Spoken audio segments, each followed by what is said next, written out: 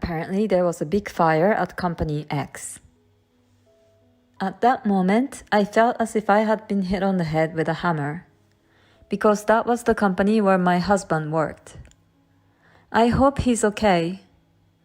I called my husband, praying that he escaped from the fire. The call rang.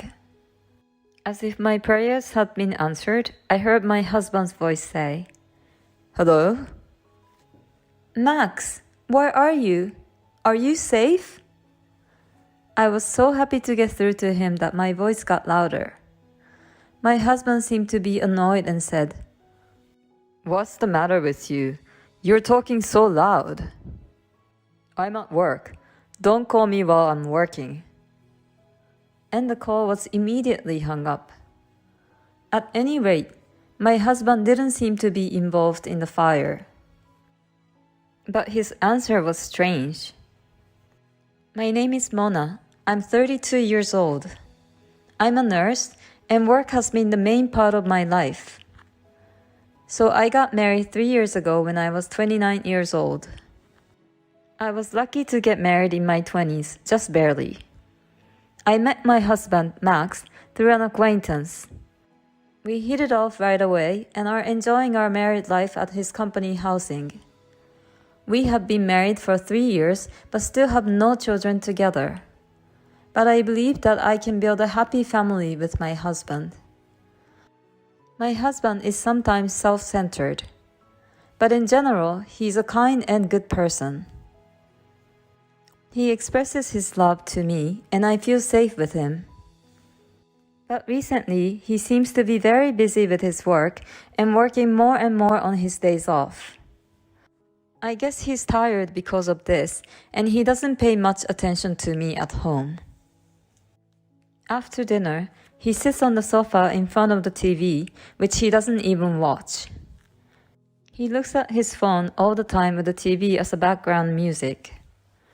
When I talk to him, he only says, "Yeah," or "Oh," or something like that. At first, I thought I might have said something to put him in a bad mood. But I decided to think that he was simply tired from his busy work schedule. If he was that tired, I would make sure that I pack him lunch and prepare dinner every day. I try to make the daily lunch and dinner nutritious and well-balanced. Then one day, something strange happened. The day before, I received a call from a coworker asking me to switch between the day and night shifts. So I suddenly had to change to the day shift. I had originally told my husband that I would be working the night shift, so I thought I would tell him about the shift change.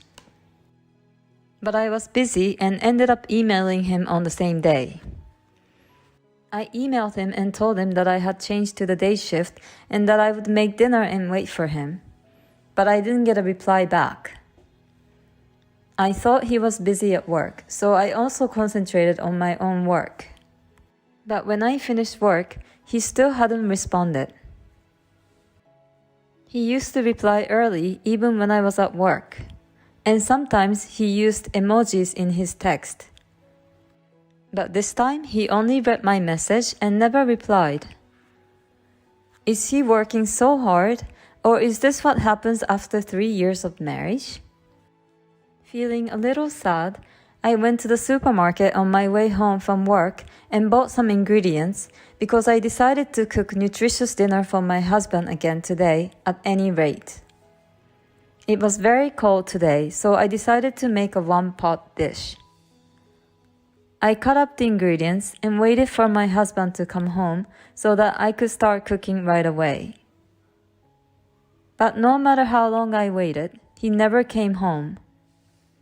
He usually arrives home at 7 p.m. And when he finally came home, it was already 9 p.m. Welcome back. You're home late. Did you do some overtime work? Oh yeah. But did you have to work the day shift suddenly? Yeah. A coworker had an emergency. I was a little late to tell that to you. I see. Well, I guess you couldn't help it, but it's a little annoying that you have to tell me on the same day. I might have had plans for a drink or something. Oh, you're right, I'm sorry. I said that and turned on the stove for the pot. Oh, you haven't eaten yet? No, I thought I'd wait for you. Well, thanks. But next time you don't have to wait for me. I felt a little sad to hear my husband say this. I waited for the hot pot to boil. It started to simmer, so I served my husband's portion. Then I served mine. I was starving after waiting for him all this time. I was enjoying the hot pot, thinking it was delicious. Then I noticed that my husband was not eating so much. What's wrong? You don't seem to be eating so much. When I said that, he said, "Oh yes," and became somewhat confused. And then he said, "No, actually, I was working late, so a junior colleague at work bought me a rice bowl. So I'm not really hungry." Okay. Then you should have responded to me and told me that in advance. I mean, you should have said so before I started making the hot pot.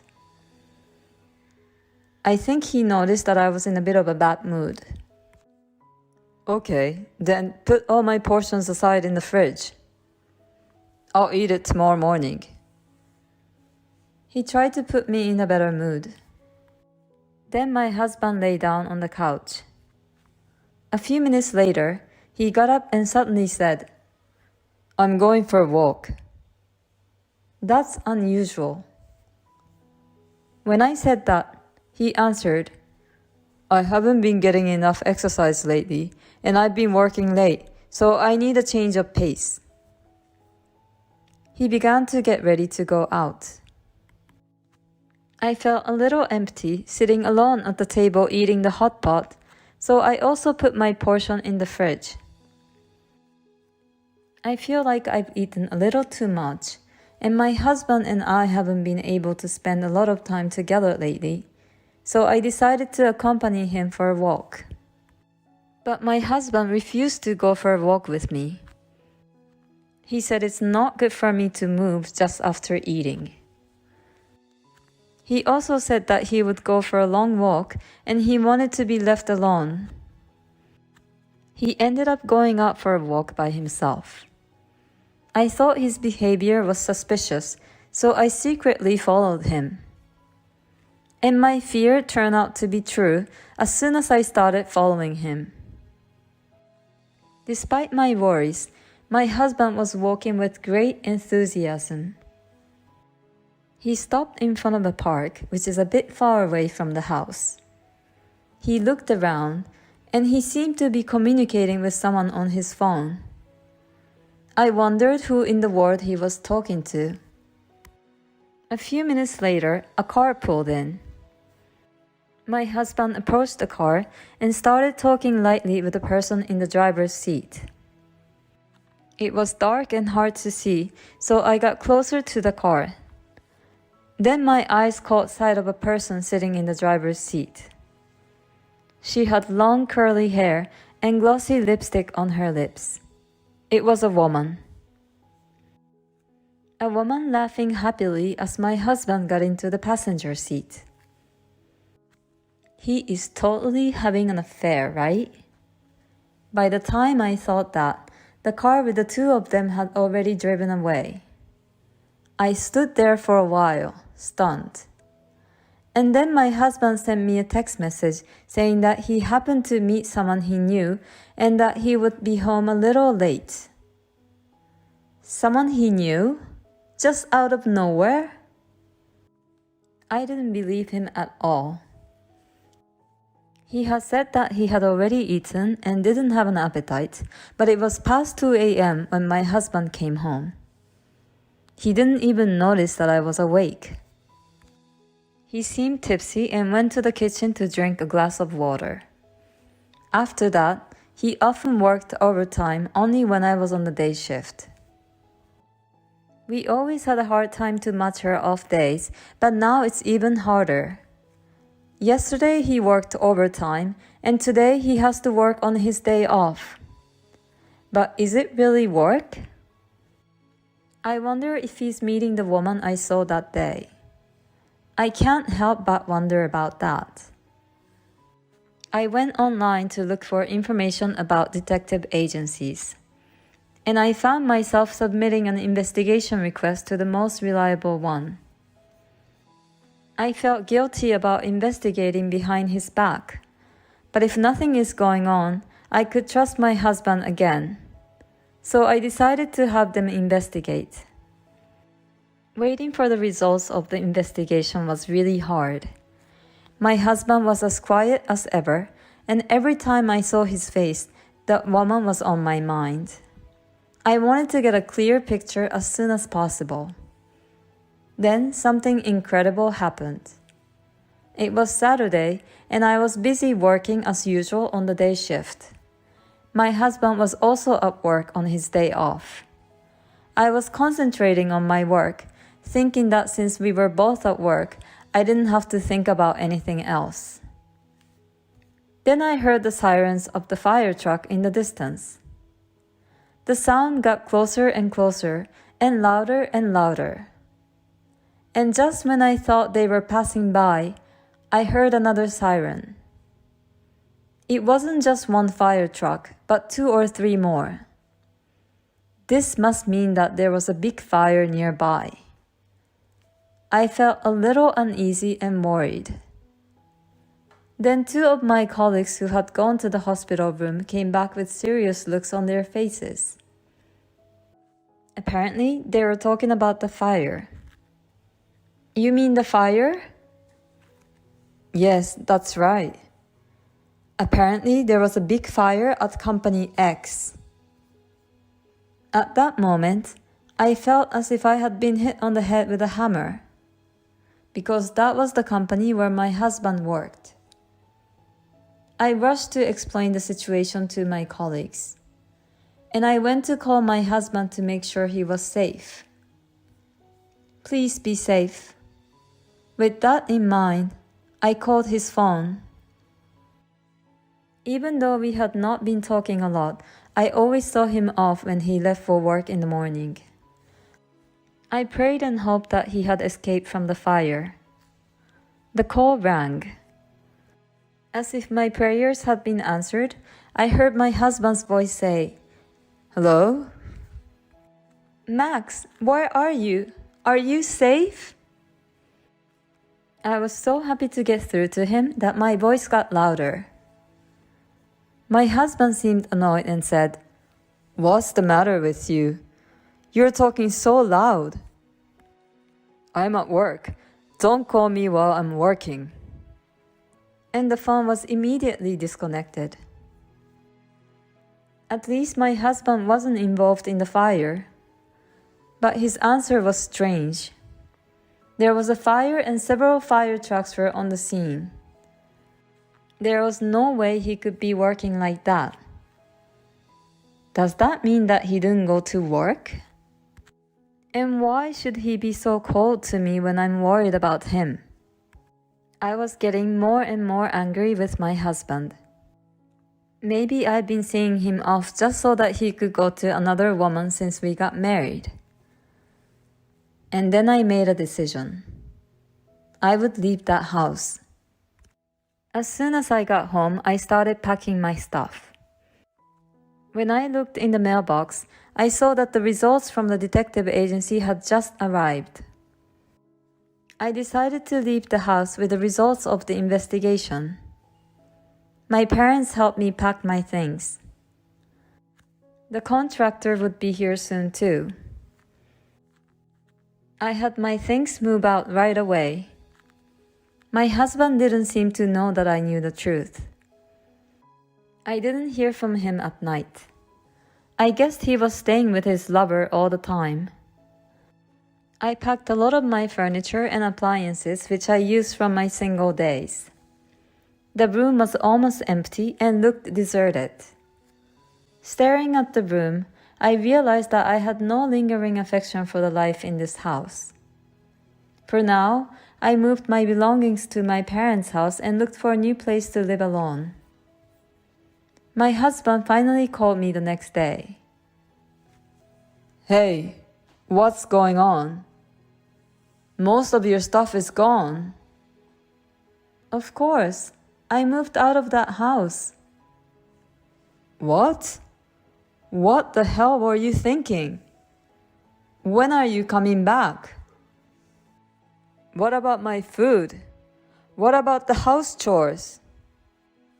I was in shock.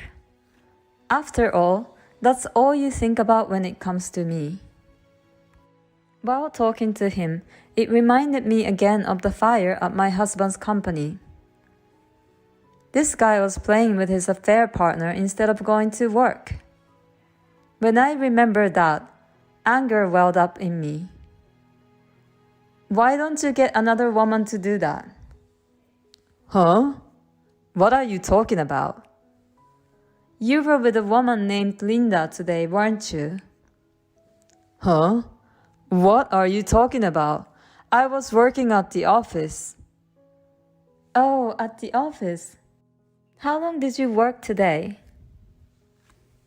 It was a busy day. Even though I was working on my day off, it took me until late in the evening. I see. That's why I was so surprised that you moved out. Why don't you stop lying already? Huh? You lied about going to work, right? I wasn't lying. I was working. What's going on? How can you work until the evening when there was a fire in the office during the day? Huh? When I called you during the day, several fire trucks were dispatched to your company. They were there to put out a fire that broke out at your office. That's why I called you. I wanted to know if you were okay. You told me not to call you when you're at work. You were talking like there was no fire. Well... And I have evidence of the affair from a detective agency. There's no way for you to get away. You have to go through my lawyer for the rest of the correspondence. I'll make sure I'll get the alimony. Oh, no! My husband repeatedly begged for my forgiveness and apologized to me. But I no longer have any affection for him. I'm sorry, but there's no way to fix it. I'm hanging up now. Wait! Wait! I went to my lawyer and demanded a divorce and alimony from him. The divorce was finalized, and he was not able to get away with it based on all the evidence. And my husband and the adulterer paid me a reasonable amount of alimony. It seems that my husband's partner was a junior colleague at the same workplace. The news of the affair spread through the company in no time. The fact that they were having an affair at a time when the company was in the middle of a fire seemed to have caused quite a lot of negativity among their colleagues. My husband and the affair partner are both getting cold stares from everyone around them, so they're feeling very ashamed of themselves. They really deserve it. Meanwhile, I moved to a new apartment and I'm living a comfortable single life. I'm hoping to meet a sincere man the next time. I'm a nurse, which is a stable job, so I'm taking my time and not rushing into a relationship. I'm also enjoying my own time. She found out her husband's affair unexpectedly because of the fire at his company. But he shouldn't have had an affair to begin with, and she would have found out sooner or later. I think he deserves all of it. Enjoy your single life as a nurse.